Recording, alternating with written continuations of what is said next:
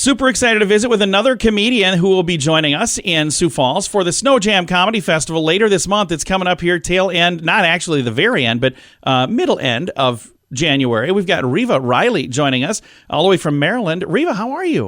Oh, I'm doing great. Thanks so much for having me. Well, I'm excited to chat with you. We had a chance to meet last year, and I just think Riva is just the sweetest, nicest, very nice lady, and you're very, very funny. And then let's talk about your day job, because I think that's really cool. Oh, yeah, absolutely. So I am a fish biologist.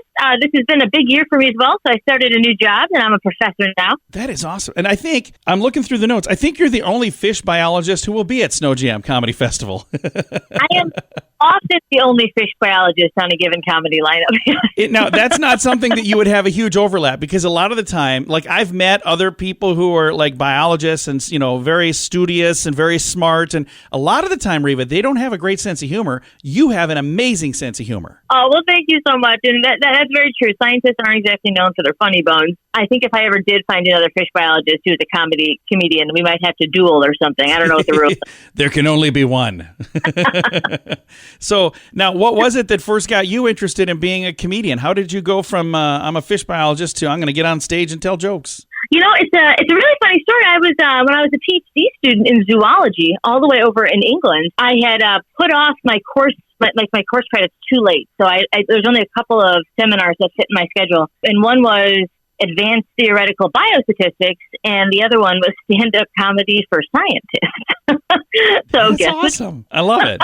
And it was such a hoot, not to brag, but I was one of the funnier scientists. And I started doing science comedy as outreach and made a lot of great friends that way and really enjoyed it. And then my first job after my schooling was in London. And I thought, wow, if there's ever a chance to try stand-up comedy, it's while I'm living in London.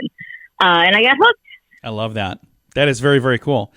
Now, one of the things that's nice, like I said before we started chatting here, there's several people that I'll be talking to leading up to Sno Jam that I've never met before, but I have had a chance to meet Riva, very, very nice young lady.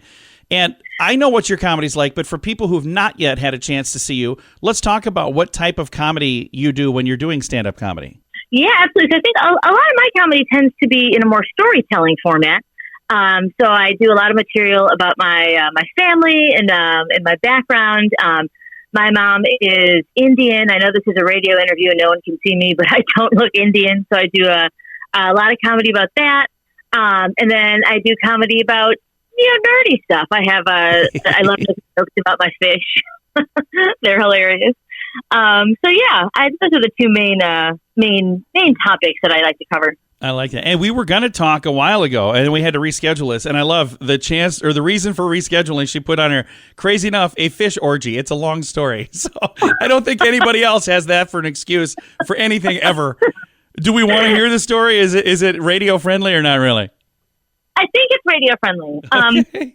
I think, and we can always edit it out if it's not, but I'm like 85% sure. So the fish I study are these really lovely catfish, and they're really nice to each other. I discovered how they communicate, and they communicate by cuddling. It's wonderful. Oh, right? It's so sweet. And I study how they communicate, how they coordinate. What I don't study is reproduction. Oh. And these fish, we had an experiment plan, and I had my whole schedule totally set. And then I walk in, and the species that we need to study is just having a very serious orgy. Chicka wow wow. Exactly. Like, and you can't reason with them when they're like that, So I was just like, I had to call up my student and be like, you don't have to come in today. We have to wait 2 weeks because they really, really get into it. And then they sort of, I know, right? For and 2 weeks? 2 weeks, they have to recover. Now, Holy this, cow.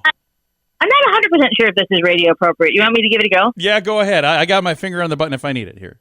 Awesome. Okay. So I think the reason they take so long to recover is because they copulate in a very unique way. And I know you didn't expect sex today, but here we are. And the way that they actually copulate is females will drink the male's sperm. It's this total, it's absolutely insane. The paper where they discover it, the scientific paper, is amazing. Because they're like, well, maybe she drinks the sperm, but that would be crazy. And then the results, and then the results are like, I can't believe this is what we're saying. You can't believe it. At least you know what you're talking about. I can't believe it either. No, so So that is how, is it all fish or just that particular species of fish? Just this one genus of catfish. So there's this group of catfish that do, and because the sperm has to survive the female's digestive tract, it's much like costlier and more difficult for the males to make sperm. Okay. So by the end of the orgy, everyone's just like shattered. They're just spent. And then they just kind of laze around, like basically like metaphorically smoking a fish. Huh.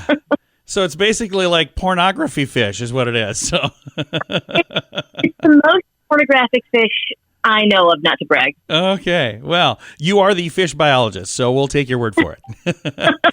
Again, Riva Riley is our guest. She is one of the many folks that you're going to get a chance to meet in Sioux Falls for Sno Jam Comedy Festival. And you got to come to this last year. Tell me, did you have a good time? You must have, because you're coming back. Oh, I had the best time. We had a heck of a time. Everyone was so lovely, and Sioux Falls is super cool. I'd never been, so I'm really, really excited to have the chance to come back. We're excited to have you back. Riva, thank you for taking some time to chat with me. I appreciate it a bunch. Thanks so much for having me. It's always good to catch up. Absolutely. I will see you in a few weeks. We've got Riva Riley, one of the many funny comics that will be at Sno Jam Comedy Festival. It's sneaking right up here before you know it. Like I said, I keep saying it's at the end of the month. It's not really. It's the 19th through the 21st, so kind of mid-end month. If you get a chance, join us January 19th, 20th, 21st, Sioux Falls, South Dakota. All of the details at snojamcomedyfest.com. Again, Snow with no W on the end, SNO, snojamcomedyfest.com.